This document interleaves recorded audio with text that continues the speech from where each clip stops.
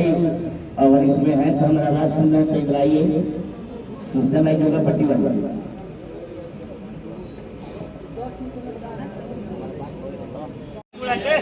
बंधु भैया रामा भाई हाथ पकड़ो भैया। जय बिहार, जय बिहार।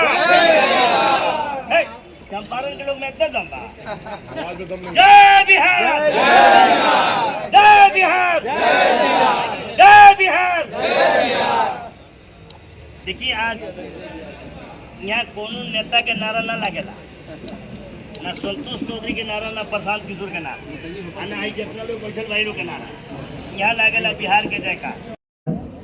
पार्टी ने भरोसा जताया, इसके लिए क्या करेंगे। सबसे खुशी की बात है कि पार्टी के पुराने वर्कर हैं और पार्टी में 3 साल से लगातार पार्टी के लिए काम कर रहे हैं, जिसका दिन है कि पार्टी ने मेरे ऊपर भरोसा जताया है और विधानसभा का प्रत्याशी बनाया है।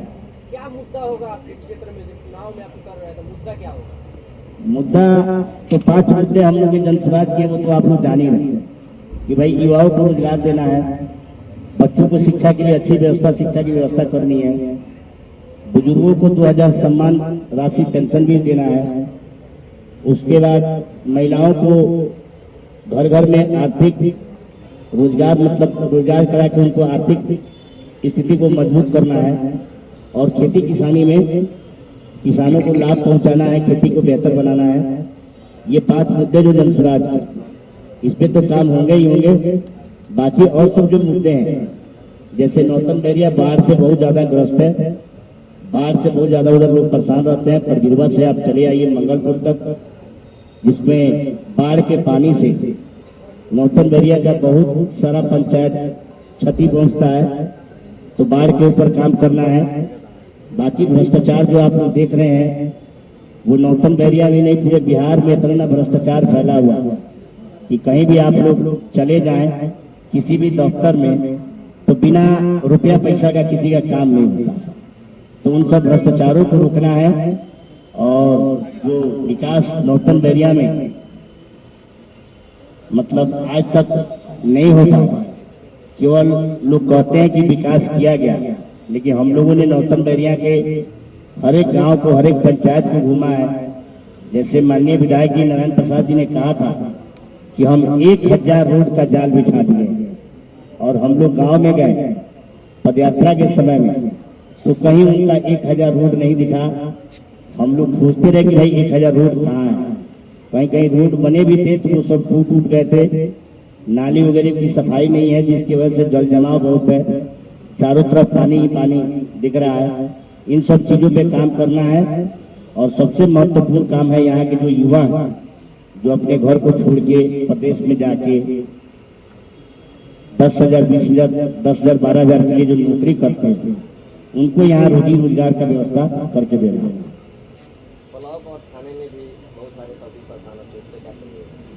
हमने पहले भी कहा है, और शुरू से राजनीति में मान लीजिए आज लगभग 15-16 साल से हम राजनीति में हैं, और यहाँ तक आए हैं, तो उसका यही देन है कि भाई आपस में देखिए, पब्लिक जो भी है, जनता जनार्दन जो कि गांव के अंदर में जो लड़ाई झगड़ा करते हैं, और वो सीधा थाना कोर्ट कचहरी आते हैं, लेकिन हम ये बता रहे हैं, वादा करते हैं और भरोसा भी दिलाते हैं कि अगर जनसुराज को मौका मिलता है, संतोष चौधरी को मौका अगर जनता जनार्दन नौतन बैरिया की देती, तो उनके जितने भी मामले हैं, ज्यादा से ज्यादा मामले गांव पंचायत के अंदर में बैठ के सॉल्व किए जाएंगे। उनको थाना और कोर्ट कचहरी का चक्कर नहीं लगाना पड़ेगा।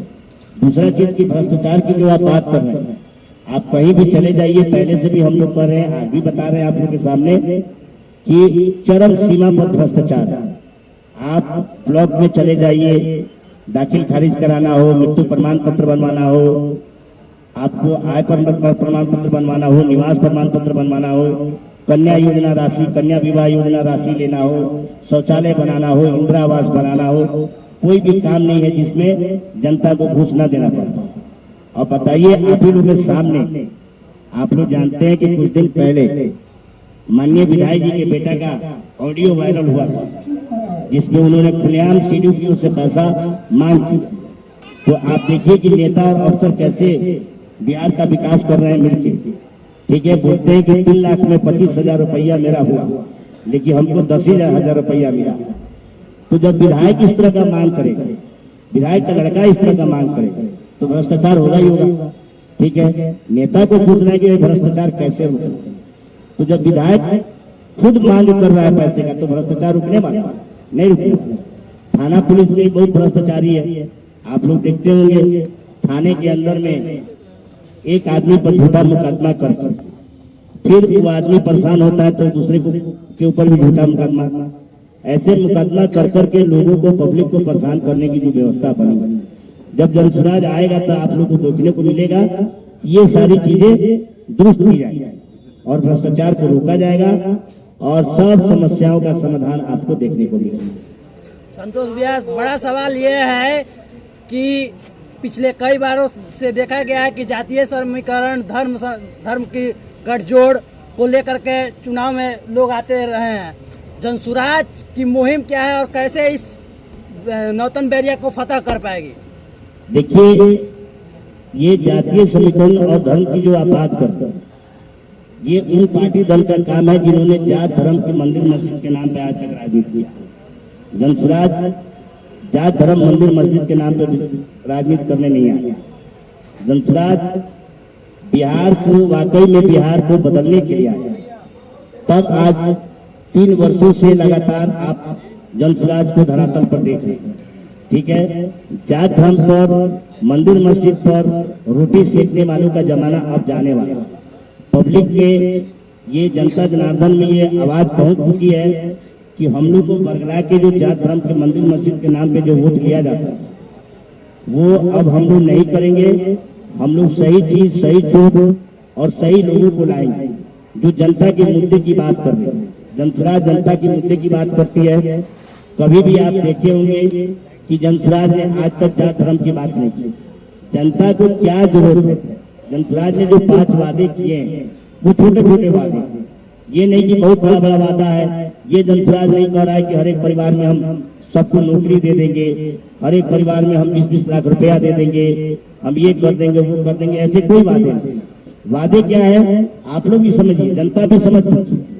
वादे छोटे छोटे जो जनता की जरूरत की चीजें, हर एक घर में शिक्षा की आवश्यकता है, चाहे जात कोई भी हो। हर एक घर में रोजी रोजगार की जरूरत है, चाहे जात कोई भी हो।